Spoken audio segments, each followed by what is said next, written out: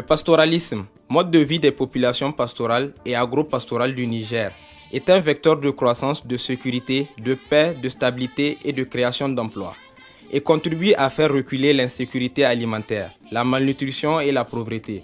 De nos jours, la mobilité pastorale du cheptel au Niger et dans la sous-région, en dépit des dispositions législatives et réglementaires, au niveau national et communautaire, est confrontée aux difficultés d'accès aux ressources pastorales, engendrant des conflits souvent meurtriers.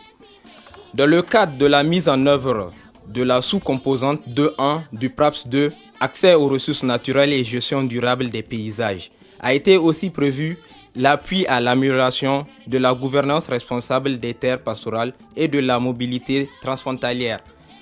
L'objectif est de sécuriser la mobilité de l'élevage en vue de renforcer la paix et la cohésion sociale face aux conflits d'accès aux ressources pastorales et de leur gestion durable dans les pays en déséquilibre climatique. Nous travaillons sur 4 à 5 axes majeurs. Le premier axe, c'est la sécurisation de la mobilité transfrontalière.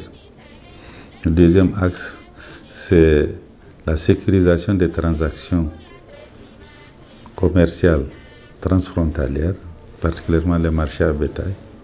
Le troisième axe, c'est le vol de bétail. Le quatrième axe, donc, c'est les activités culturelles transfrontalières.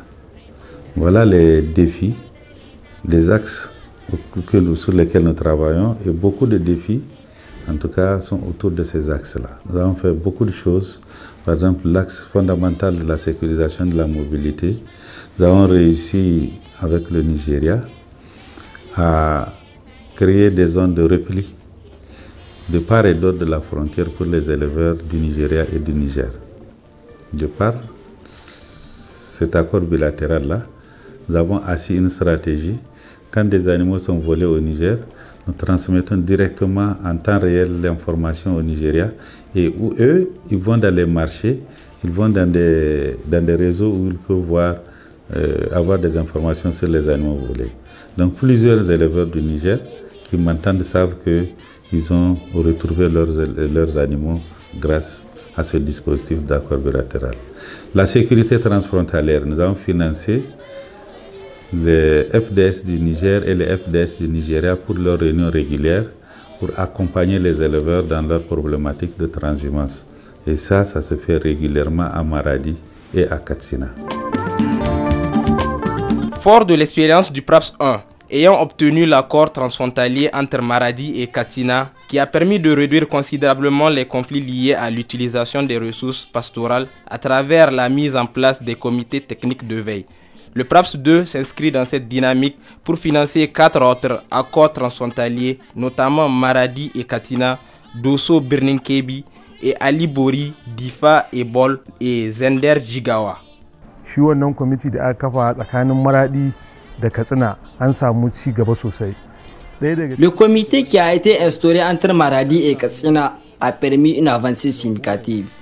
Par exemple, il a permis de diminuer les conflits agriculteurs et éleveurs qui étaient fréquents entre ces deux communautés.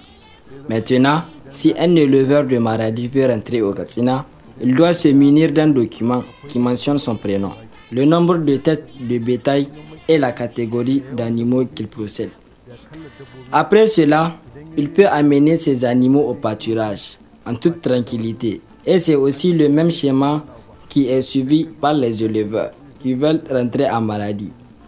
Ces documents sont disponibles auprès des chefs de village.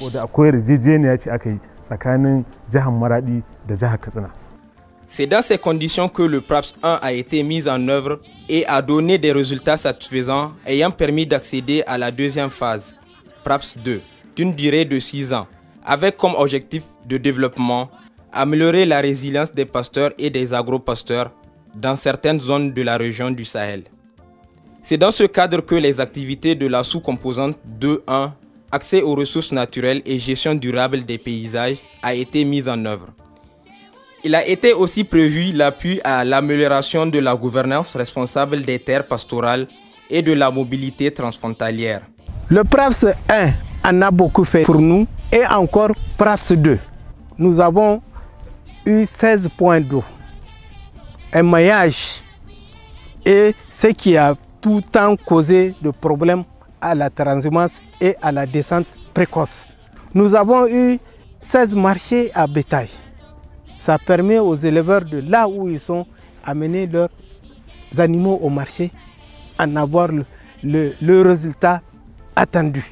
En plus, à travers le PRAS, nous avons en train d'alphabétiser les fils de pasteurs qui n'ont jamais été à l'école.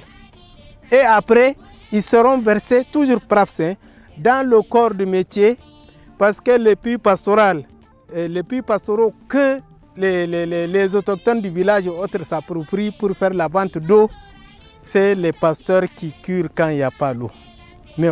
Mais aujourd'hui, ils ont leur puits pastoral, c'est pour la communauté pastorale et ils forment leurs fils. Ils vont curer quand le puits est malade. Le panneau solaire, ils vont le réparer quand au besoin. Donc le projet PRAPS en a fait pour la communauté pastorale. On assiste de part et d'autre de la frontière entre le Niger et le Nigeria une grande concurrence des pasteurs à l'accès aux ressources naturelles qui malheureusement s'accompagne avec l'apparition des conflits et des antagonismes qui dégénèrent parfois à des affrontements mortels. C'est ainsi que le PRAPS 2 continue son appui dans le cadre des accords transfrontaliers pour une transhumance apaisée. Fort de l'expérience du PRAPS 1 ayant obtenu l'accord entre Maradi et Katina, le PRAPS 2 prévoit pour cette deuxième phase de financer 4 autres accords transfrontaliers. Plus de 6000 certificats de transhumance qui ont été distribués de part et d'autre entre Maradi et Katina. Étant donné que la mobilité pastorale concerne, comme je l'ai dit, les deux entités. En plus de ça, il faut aborder la question du comptage des animaux. Une des problématiques était que depuis, de part et d'autre, nous ne sommes pas arrivés à maîtriser le flux d'animaux qui entrent et ressortent en termes de transhumance transfrontalière. Ces choses faites malgré les perturbations, malgré les contraintes. Nous sommes à environ, pour un décompte qui a commencé avec des équipes mixtes du Nigeria et du Niger qui sont en train de faire ce travail sur la frontière. Nous sommes à environ de novembre à cette date, novembre 2023, environ 10 000 têtes qui ont été recensées. Ce qui permet à terme de nous guider sur des orientations en termes d'apport ou de soutien apporté aux éleveurs transhumants en détresse ou en difficulté. L'accord transfrontalier Katina-Maradi a permis de réduire considérablement les conflits liés à l'utilisation des ressources pastorales à travers la mise en place des comités techniques de veille. L'objectif est de sécuriser la mobilité de l'élevage en vue de renforcer la paix et la cohésion sociale face aux conflits d'accès aux ressources pastorales et de leur gestion durable dans les paysages en déséquilibre climatique.